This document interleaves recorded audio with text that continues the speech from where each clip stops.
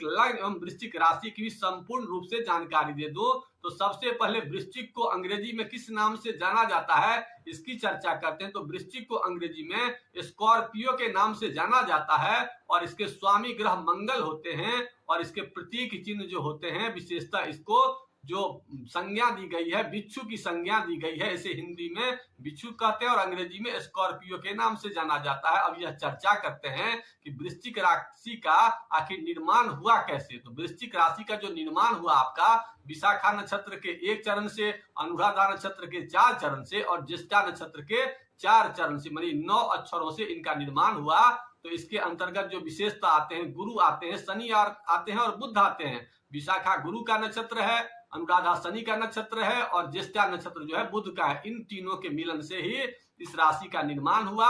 अब यह चर्चा करते हैं कि राशिवर इनकी संख्या कितनी होती है। तो सबसे पहले इनकी जो राशिवर संख्या होती है 8 होती है और इनका जो विशेष जो अधिकार क्षेत्र होता है, गुदा के आसपास का जो क्षेत्र होता है वो इनका जो है ना विशेष अधिकार क्षेत्र होता है और योनि के आसपास या गुदा के आसपास का अधिकार क्षेत्र वृश्चिक राशि को दिया गया। इसके तत्व की चर्चा करते हैं। तो ये 8 नंबर राशि जल तत्व राशि होती है, इसलिए इनकी जो प्रकृति होती है विशेषता वो कफ प्रकृति होती है और जाति में इसे ब्राह्मण का जाति का अधिकार दिया गया है और स्त्री पुरुष में से स्त्री की संज्ञा दी गई है। अब यह चर्चा करते हैं कि वृश्चिक राशि के लोग आखिर होते कैसे हैं। तो वृश्चिक राशि को समझने के लिए सबसे पहले बिच्छू के स्वभाव को जानना होगा, क्योंकि इनका जो संकेत होता है, सिंबल होता है वो बिच्छू होता है और साथ ही साथ इसका जो स्वामी ग्रह होता है वो मंगल होता है। तो मंगल के प्रकृति को और बिच्छू के प्रतीक को अगर समझ लिया जाए तो इनके विषय में बताना बहुत आसान हो जाएगा। तो सबसे पहले ऐसे लोग फालतू बातों से नफरत करने वाले होते हैं,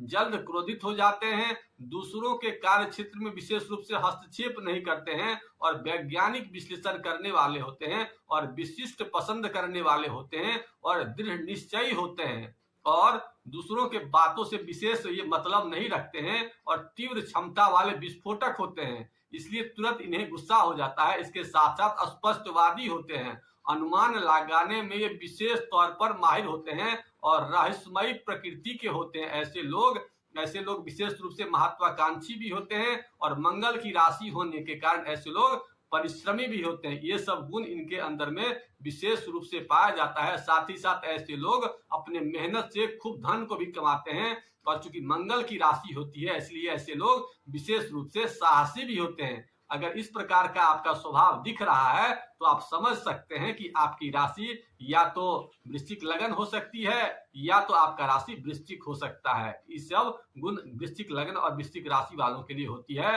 अब यह चर्चा करते हैं कि वृश्चिक लग्न एवं वृश्चिक राशि वालों के लिए शुभ ग्रह कौन कौन होता है। तो वृश्चिक लग्न और वृश्चिक राशि वालों के लिए जो विशेष भाग्यकारक ग्रह होता है वो चंद्रमा होता है और कर्म क्षेत्र का जो स्वामी ग्रह होता है वो सूर्य होता है और आय के क्षेत्र का जो विशेष ग्रह होता है 2 नंबर का स्वामी गुरु होता है और एकादश भाव का स्वामी जो होता है बुध होता है। तो गुरु और बुध अगर मजबूत कर लिया जाए तो ऐसे लोग विशेष रूप से खूब धन कमाते हैं। इसके अलावा इनका जो ज्ञान कारक ग्रह होता है वो बृहस्पति होता है, 12 नंबर वहां लिखा रहता है। तो बृहस्पति को मजबूत करके ज्ञान को बढ़ाया जा सकता है, संतान को बढ़ाया जा सकता है और चतुर्थ भाव का जो इनका स्वामी होता है वो शनि होता है। तो शनि को मजबूत करके अपनी जिंदगी में माता को भी खुश कर सकते हैं ऐसे लोग और अपनी जिंदगी में 4 चक्का की सवारी का भी आनंद ले सकते हैं और साथ साथ अच्छी जमीन को भी प्राप्त कर सकते हैं, अच्छे मकान को भी प्राप्त कर सकते हैं। और 10वें घर का जो स्वामी होता है इनका सूर्य होता है, तो पिता की स्थिति को भी ऐसे लोग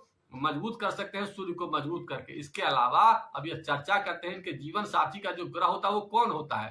तो इनके जीवन साथी का जो मुख्य ग्रह होता है वो शुक्र होता है, क्योंकि 7वें भाव का स्वामी इनका शुक्र होता है। तो शुक्र को मजबूत करके ऐसे लोग अपने जीवन साथी को विशेष तौर पर मजबूत कर सकते हैं। अब यह बात करते हैं कि इनके लिए जो मुख्य ग्रह होता है वो तो शुक्र हो गया और उनके इष्ट देव जो होते हैं भगवान विष्णु होते हैं। तो विष्णु भगवान की शरण में जाकर के ऐसे लोग विशेष रूप से अपनी जिंदगी को बदल सकते हैं। आगे चर्चा करते हैं कि अगर आपकी जन्म कुंडली में आपका मुख्य ग्रह कमजोर है तो उसके लिए आप लोग क्या क्या कर सकते हैं। तो सबसे पहले आप लोगों को इसके लिए मंगल को मजबूत करने के लिए सबसे पहले आप लोग को फिजिकल एक्टिविटीज ज्यादा से ज्यादा करने का प्रयास करना होगा और हंसने का खूब प्रयास कीजिए। जितना ज्यादा हंसिएगा उतना ज्यादा आपका मंगल अच्छा होगा। इसके अलावा कभी कभी अगर मौका मिले तो एक्सरसाइज वगैरह भी कर लिया कीजिए।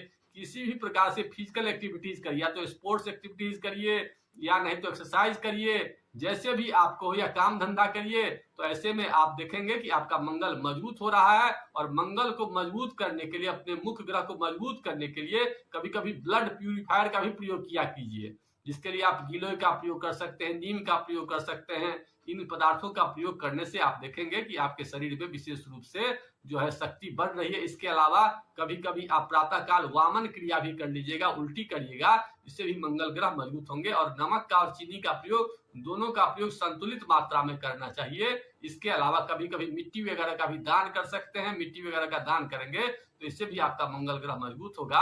और साथ ही साथ ऐसे लोगों को 2-3 उपाय और करना चाहिए कि ऐसे लोगों को अपने भाई से, अपने मित्रों से विशेष स्नेह रखना चाहिए। और अगर लगे कि मंगल जन्म कुंडली में बहुत कमजोर है तो ऐसे में कभी कभी ऐसे लोगों को अपने ब्लड का डोनेशन भी करेंगे, तो ब्लड के डोनेशन से भी ऐसे लोगों को विशेष देखते हैं कि तरक्की होती है। इसके अलावा अगर ब्लड डोनेशन में दिक्कत हो तो ऐसे लोगों को मिट्टी का भी दान कर देने से, विशेष रूप से मिट्टी का दिया वगैरह जो है ना किसी को दे सकते हैं, या मिट्टी का कोई विशेष बर्तन होता है, या पैसा रखने वाला जो होता है, या पानी रखने वाला होता है, तो ऐसे लोग अगर मिट्टी के बर्तन का दान कर देते हैं, विशेषतः मंदिर वगैरह में करते हैं, तो विशेष फल होता है। इसके अलावा इनके जो इष्ट होते हैं भगवान विष्णु होते हैं, तो भगवान विष्णु के मंत्र ओम ग्राम ग्रीम ग्रोम स्वाहा गुरुवे नमः स्वाहा का मंत्र अगर जाप करते हैं तो इससे भी इन्हें विशेष ज्ञान की प्राप्ति होती है। और ज्ञान जब ही हो जाएगा तो ऐसे लोगों को विशेष तौर पर मानसिक शांति भी मिलेगी और धन संपदा भी विशेष रूप से बढ़ेगा। इसके अलावा अगर इनके भाग अगर कमजोर हो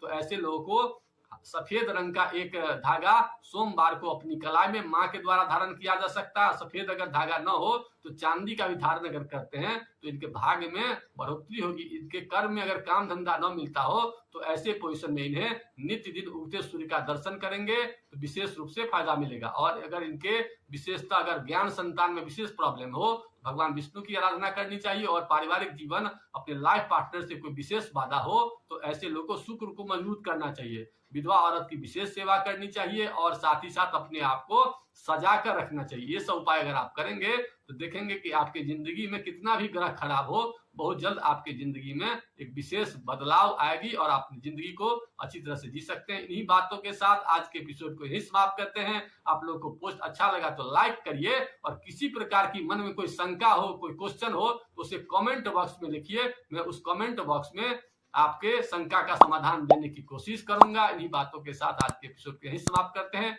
ओम नमः शिवाय।